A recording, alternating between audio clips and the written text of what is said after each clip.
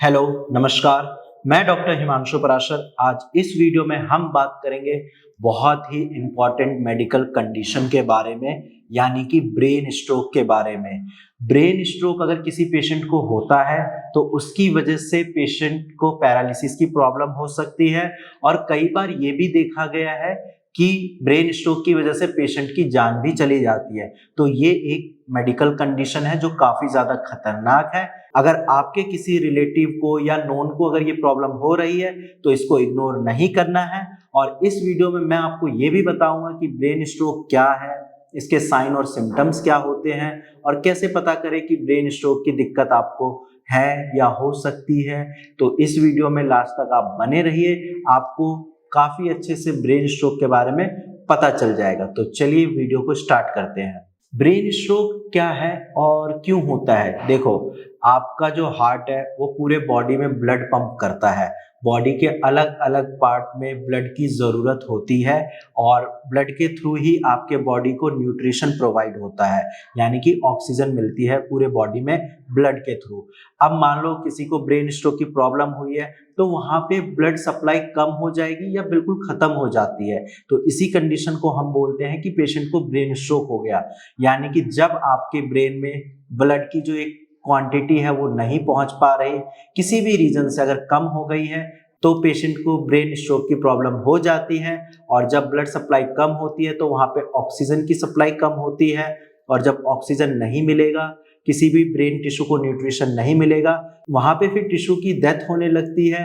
और जब tissue dead होते हैं तो ऑटोमेटिकली पेशेंट की डेथ हो सकती है। अब हम बात करते हैं ब्रेन स्ट्रोक कितने टाइप के होते हैं। तो ब्रेन स्ट्रोक दो टाइप के होते हैं। एक आपका होता है इस्केमिक स्ट्रोक और सेकंड जो आपका होता है वो होता है हेमरेजिक स्ट्रोक। इस्केमिक स्ट्रोक मतलब जैसे कि नाम से ही पता चल रहा है कि ब्रेन में कोई क्लॉट फॉर्मेशन हो गई है, जो आपके ब्रेन की वेसल्स है वहां पे कोई क्लॉट फॉर्मेशन हो गई जिसकी वजह से ब्लड की सप्लाई कम हो गई है, तो वहां पे फिर ब्रेन स्ट्रोक हो जाता है। सेकंड है हेमरेजिक स्ट्रोक। हेमरेजिक स्ट्रोक यानी कि ब्रेन के अंदर वेसल्स में ब्लीडिंग हो गई है। कई बार आपने सुना होगा ब्रेन हेमरेज हो गया है, तो ये वही है हेमरेजिक स्ट्रोक और ये ब्रेन स्ट्रोक का एक टाइप है। अब हम बात करते हैं कि ब्रेन स्ट्रोक की प्रॉब्लम किन पेशेंट को ज्यादा हो सकती है या फिर क्यों होती है। देखो, अगर आपका ब्लड प्रेशर ज्यादा रहता है 140/90 mmHg से, अगर आपका ब्लड प्रेशर लगातार ज्यादा रह रहा है तो चांसेस है कि फ्यूचर में आपको ब्रेन स्ट्रोक की दिक्कत हो सकती है। सेकंड कॉज जो है वो है डायबिटीज। अगर आपको शुगर की दिक्कत है, काफी लंबे टाइम से आपका शुगर हाई रहता है, या जो आपके HbA1c की वैल्यू है वो 6 से ऊपर रहती है, तो फिर वहां पे चांसेस है कि ब्रेन स्ट्रोक की प्रॉब्लम हो सकती है। थर्ड रीजन है ओबेसिटी, यानी कि मोटापा। आजकल लाइफस्टाइल ऐसी है जो पेशेंट खान पान पे ध्यान नहीं दे पाते और उनका वेट गेन होने लगता है, वो फिजिकल एक्टिविटी भी नहीं करते हैं। तो अगर आप ऐसा कर रहे हैं और आपका वेट गेन हो रहा है तो भी फ्यूचर में चांसेस है कि ब्रेन स्ट्रोक की प्रॉब्लम हो सकती है। इसके अलावा नेक्स्ट पॉइंट है हाई कोलेस्ट्रॉल इनटेक। अगर आपका कोलेस्ट्रॉल लेवल ज़्यादा है या आप फैट फूड खा रहे हैं या कुछ ऑयली चीज़ें खा रहे हैं तो भी वहाँ पे चांसेस है कि आपको ब्रेन स्ट्रोक हो सकता है, क्योंकि आपके ब्लड वेसल्स में क्लॉट फॉर्मेशन हो सकती है जिस वजह से ब्रेन स्ट्रोक की प्रॉब्लम हो जाएगी। नेक्स्ट पॉइंट है जिसकी वजह से ब्रेन स्ट्रोक की प्रॉब्लम हो सकती है, वो है स्ट्रेस। आजकल पेशेंट बहुत ज़्यादा स्ट्रेस ले रहे हैं, जॉब की stress, family stress, personal life stress. इस वजह से अक्सर आपने देखा होगा कि एकदम से ब्रेन स्ट्रोक हो गया, ब्रेन हैमरेज हो गया, पेशेंट को तुरंत आपको हॉस्पिटल ले जाना पड़ता है, क्योंकि स्ट्रेस की वजह से अगर आप 24 घंटे माइंड में आपके कुछ ना कुछ चल रहा है तो इस वजह से भी ब्रेन स्ट्रोक की प्रॉब्लम हो सकती है। ये सारी चीजें हो गई कि कॉज के बारे में कि ब्रेन स्ट्रोक क्यों होता है, इसके कॉज क्या है। अब हम बात करते हैं ब्रेन स्ट्रोक के साइन और सिम्टम्स के बारे में। आप एक चीज याद रखिए, बस एक मैं याद करने के लिए बता रहा हूँ, FAST, फास्ट। फास्ट मतलब फेशियल ड्रूपिंग।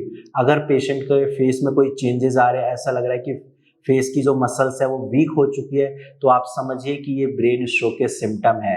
ए से आर्म्स वीकनेस। अगर किसी के हाथ में ऐसा लग रहा है कि वीकनेस है, कमजोरी आ गई है, चीजों को सही से होल्ड नहीं कर पा रहे हैं, तो वहां पे भी ब्रेन स्ट्रोक की प्रॉब्लम हो सकती है। एस से है स्पीच में दिक्कत, यानी कि डिफिकल्टी इन स्पीच।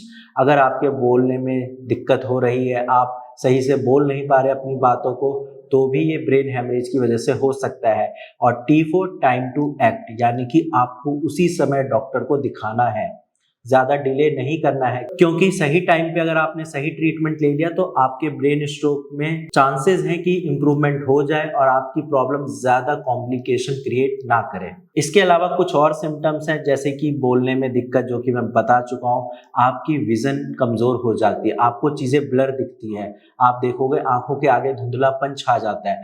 कई बार मैंने ओपीडी में ये भी देखा है, पेशेंट को चक्कर आते हैं। पेशेंट जैसे ही खड़े होते हैं उनको ये लगता है कि वीकनेस हो गई है, चक्कर आ रहे हैं, आंखों के आगे अंधेरापन छा गया है।